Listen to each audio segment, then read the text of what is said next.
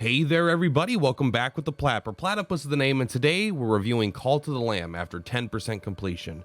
Now, before we jump into it, yes, I play games to 10% completion, and I do this for a couple reasons. One, it does help me stand out from other reviewers, which I find valuable. And two, honestly, it means I get to put much less effort into my videos. So with that being said, let's jump right into it. Today, we are reviewing Cult of the Lamb. Now, this game is currently available on Steam, and it's going to cost you about 1.2 Genshin Impact multis, so keep that in mind.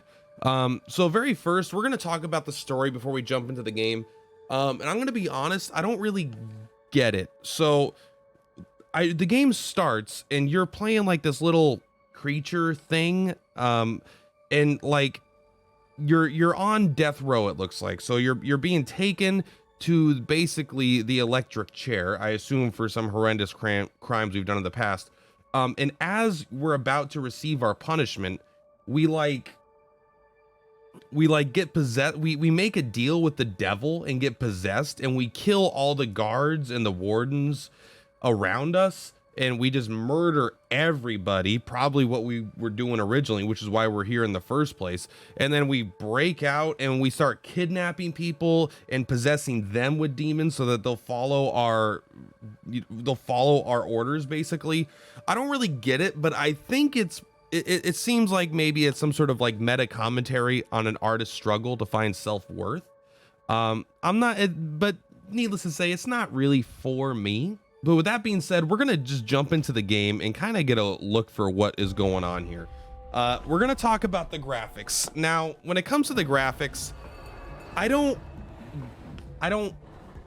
get it. Okay. They are very unrealistic, right? And that's just a pure negative. So what you want when you're playing a game like this is any game. You want it to look as real as possible. You want a very realistic looking game. This is like some weird cartoon shit, okay? Like, go back into the past. Look at all the greatest games. Do you want to play Wind Waker, right? It looks like fucking Looney Tunes. No, you want to play things like Call of Duty, World at War, things that really capture what like real and badass and fucking cool, you know, and guns.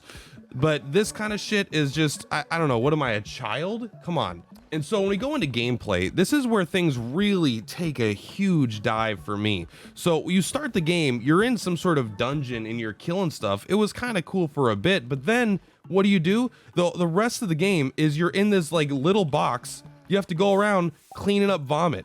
All right, you got to go around. You got to harvest meat. You got to clean up dead bodies. You got to clean up vomit. I'm sure if we walk around here, we'll find the majority of the gameplay. Oh, and here we go. Here's poop. All right, so you got to clean up poop.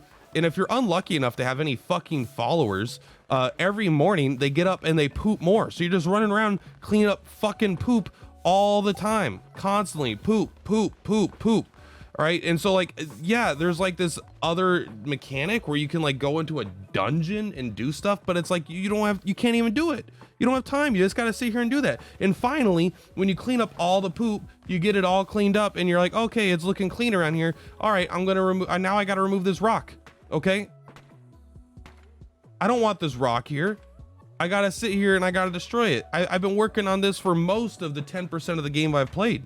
This has taken me an hour to get this far. Look at this. This is ridiculous. This is their idea of gameplay and of fun.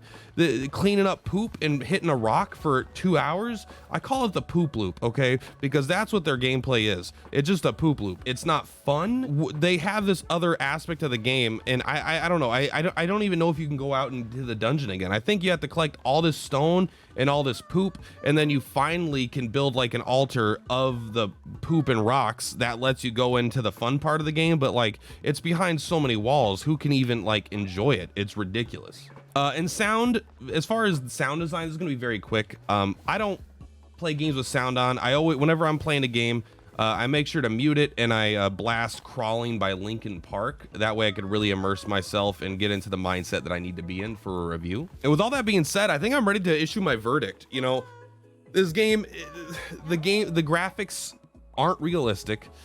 It cost 1.2 Genshin multis, and there's no fucking waifus in the game. Why would I ever buy this when I could buy 1.2 Genshin multis? It's honestly beyond me. This fucking guy keeps following me around, harassing me. This game is promoting harassment. It's got, you know, the sound design. I mean, honestly, yeah, I can't speak for that, but the gameplay just keep cleaning up poop again and again and again, and then hitting rocks. It's the poop loop, all right?